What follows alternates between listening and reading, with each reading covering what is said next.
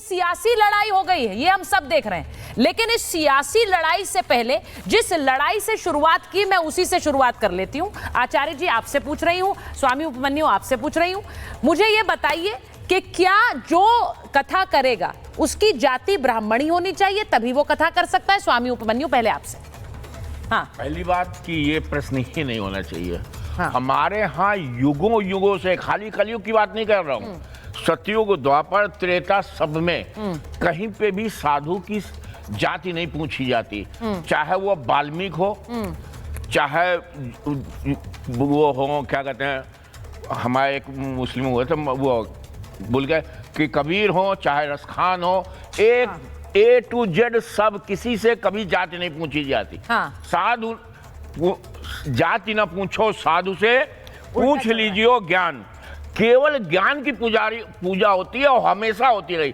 संत रविदास हुए, संत रविदास हुए, उन्होंने भी उनकी भी पूजा हुई। हमारे यहाँ आप ये बताइए कोई एक ऐसा संत, हमारे आसाराम बापू थे, हमारे मुरारी बापू हैं, क्या है, कौन सी जात है? राम रहीम है, कौन सी जात है? हमारे गुरुदेव जो बहुत बड़ा उनका आश्रम बना हुआ है, उनकी कौन सी जात है? आज तक किसी ने पूछी? किसी ने भी नहीं पूछी जात, एक ने भी जात नहीं सवाल उठने शुरू हो गए। ज्ञान पूछा जाता, हमेशा ज्ञान पूछा जाता है, जाति नहीं पूछी जाती। ये गलती कहाँ हुई है? गलती ये हुई है कि उन्होंने अपनी जात बताई और छुपाई। अरे आपके पास ज्ञान है तो आप कहीं 100 ताले में बंद होंगे, लोग आपका ज्ञान प्राप्त करने के लिए आएंगे। ठीक है, मतलब आप ये भी मान रहे हैं कि विवाद इसलिए उठा क्योंकि उन्होंने अपनी जाति छुपाई। अगर जाति छुपाई इसलिए ये विवाद इतना बड़ा बन गया, तो इसे सियासी लड़ाई में तब्दील नहीं होना चाहिए था। ये मेरा मानना है, मैं इस पे बात करूंगी। लेकिन आचार्य राज मिश्रा, आप सहमत है जो स्वामी उपमन्यु कह रहे हैं? नहीं, मैं बिल्कुल सहमत। क्यों नहीं? मैं इसलिए सहमत नहीं हूं कि मैं कह सकता हूं कि ब्राह्मण ही कथावाचक होना चाहिए। और मैं क्यों कह रहा हूं? ज्ञान बढ़ाइए। मैं भागवत का प्रमाण दूंगा, लेकिन भागवत के प्रमाण के पहले मैं बताना चाहता हूं कि ब्राह्मण सर्वोच्च होना चाहिए, ब्राह्मण कथावाचक होना चाहिए। क्यों? ब्राह्मण सर्वोच्च है, ब्राह्मण कथावाचक रहा है, इसीलिए यादव कुल के भगवान कृष्ण का आज भी पैर धो करके और पहले ब्राह्मण उसको पीता है, फिर चरणामृत बांटता है, लोगों को एकत्रित करता है। ब्राह्मण कथावाचक था, ब्राह्मण कथावाचक है, ब्राह्मण सर्वोच्च रहा, इसीलिए भगवान राम क्षत्रिय कुल में जन्म होने के बाद भी उनकी प्रतिदिन पूजा की जाती है, उनकी आराधना की जाती है। ब्राह्मण सर्वोच्च था, इसीलिए वाल्मीकि जी को आज भी पूजा जाता है। ब्राह्मण सर्वोच्च था, इसीलिए कबीर जी के आज भी दोहे मंदिर के अंदर चलाए जाते हैं। जब तक ब्राह्मण सर्वोच्च होगा, जब तक ब्राह्मण कथावाचक होगा, तब तक भारत और सनातन को सुरक्षित करने का काम करता रहेगा। और जैसे ही धीरे धीरे करके ये एक प्रकार से सनातन को नष्ट करने का षड्यंत्र है। इस प्रकार अब दूसरी चीज नहीं, सनातनी तो वो भी थे। अगर कथावाचक ब्राह्मण नहीं होगा तो क्या वो सही कथा नहीं बाचेगा? नहीं, क्या वो सही कथा नहीं बाचेगा? नहीं, मैं इसलिए नहीं, सुनिए मेरा सवाल सुनिए आचार्य जी, क्योंकि आप जब ये बात कहते हैं तो आप अपना मत जरूर रखते हैं, लेकिन इससे एक जातीय संघर्ष की स्थिति भी सामने आती है, जिसका फायदा भी सियासतदान उठाते हैं। हाँ, बोलिए। अच्छा, वो पूरा कर रहे हैं, वो पूरा कर रहे हैं। एक मिनट, अच्छा मन्यु जी, हाँ, वो पूरा। हमें स्वीकार है, अगर हम मीरा को भी स्वीकार करते हैं, हम मीरा को स्वीकार करते हैं, हम राधा को, हम उनको कबीर जी को स्वीकार करते हैं, हम रहीम जी को स्वीकार करते हैं, हम बाकायदा रसखान का जो कब्र है वो वृंदावन के अंदर बनाते हैं। लेकिन जब बात भागवत की होती है, बड़ा स्पष्ट कह रहा हूं, इसको सुन लीजिएगा, ध्यान से सुनने वाला विषय है। स्पीच देना, प्रवचन करना, मोटिवेशनल स्पीकर बनना, ये किसी के लिए भी संभव है, कोई भी बन सकता है। लेकिन जब आप स्पेशली भागवत कथा की बात करते हैं ना, तो एक तो भागवत क्या कहता है वो जानना इंपॉर्टेंट है।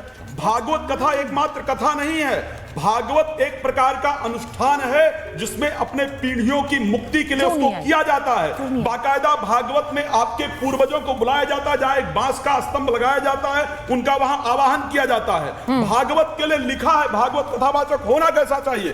भागवत का जिसको नहीं याद हो पढ़ ले, महात्म के 6 अध्याय का 20वां श्लोक है, कहता है विरक्तो विष्णु विप्रो, विरक्तो वैष्णव विप्रो वेद शास्त्र विशुद्ध कृत। स्पष्ट भागवत लिखा है, भागवत कथा की बात हो रही इसलिए कह रहा हूं। विरक्त होना चाहिए, वैष्णव होना चाहिए, विप्र होना चाहिए, दृष्टांत कुशलो धीरो वक्ता कार्यो निष्पृहा, यानी उसके बाद भी दृष्टांत कुशल होना चाहिए, विप्र होना चाहिए और अनेक शास्त्रों का ज्ञाता होना चाहिए। ब्राह्मण हो करके भी, ब्राह्मण कुल में ही कथावाचक होना चाहिए। एक मिनट, ब्राह्मण हो करके भी कथा नहीं कर सकता, उसका वर्णन कर रहा हूं। मैं जानती हूँ यहाँ आचार्य विक्रमादित्य बैठे हुए हैं, वो उनके आश्रम में रोज कथा होती है। आज भी वो स्टूडियो इसलिए नहीं आए हैं क्योंकि एक कथा है उनके आश्रम में।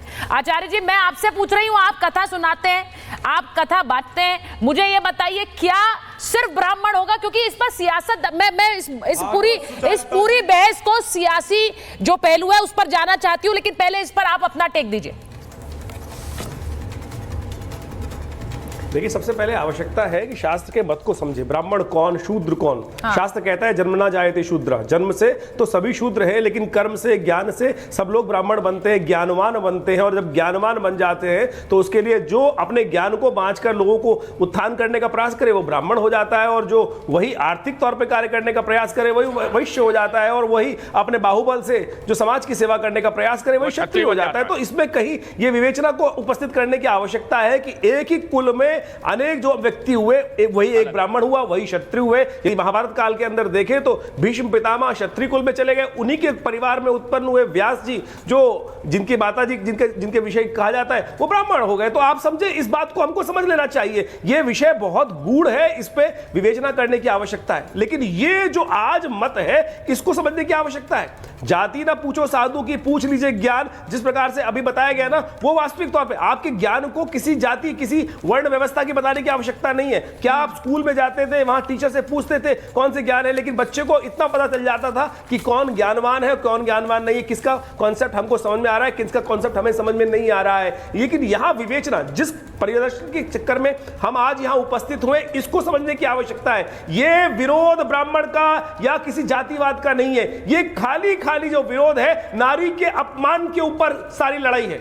यहां जो भी बात घटी गई है, जो चुटिया काटी गई है, जो भी गलती हुई, जो भी बात की गई है, वो केवल स्त्री के सम्मान के लिए। वहां पर स्त्री का अपमान हुआ और स्त्री के अपमान के कारण से ही इस देश में आचार्य जी जो बात कह रहे हैं, सुनिए, आचार्य जी जो बात कह रहे हैं कि स्त्री का अपमान हुआ, अब जो आरोप लगे, जिनकी चोटी काटी गई उन पर आरोप लगे कि वो झूठे, वो 2 आधार कार्ड लेकर चल रहे थे, उन्होंने अपनी पहचान छुपाई, महिला के साथ बदसलूकी का आरोप, वो भी केस दर्ज हुआ है।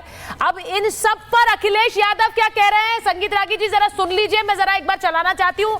समाजवादी पार्टी के राष्ट्रीय अध्यक्ष हैं, यूपी के पूर्व मुख्यमंत्री हैं अखिलेश यादव ने क्या कहा है? उन्होंने कहा है पुलिस जो है वो हाथ में कमल लेकर चल रही है, कमल लेकर चल रही है। जरा ब्रेकिंग चलाइए प्लीज, क्योंकि उन्होंने ये कहा है कि बीजेपी ने इस पूरे बवाल पर किस तरह से चुप्पी साध रखी है।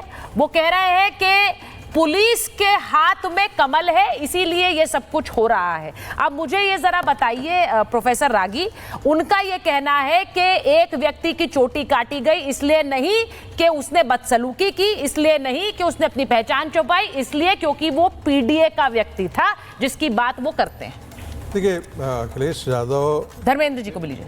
अखिलेश यादव बहुत ही घटिया स्तर की राजनीति कर रहे हैं, और ये पूरा लल्लू और मुल्लू, लल्लू का मतलब लालू प्रसाद यादव का वंश और मुल्लू का मतलब मुलायम सिंह का वंश, ये दोनों इसी प्रकार के घटिया राजनीति के कारण यहाँ पर हैं। कोई ऐसी राजनीतिक चमक दमक के कारण और बहुत देश को बहुत बड़ा कुछ दे कर रहने, इसके कारण यहाँ पर नहीं है। तो ये इसी स्तर की राजनीति करते हैं और करेंगे भी।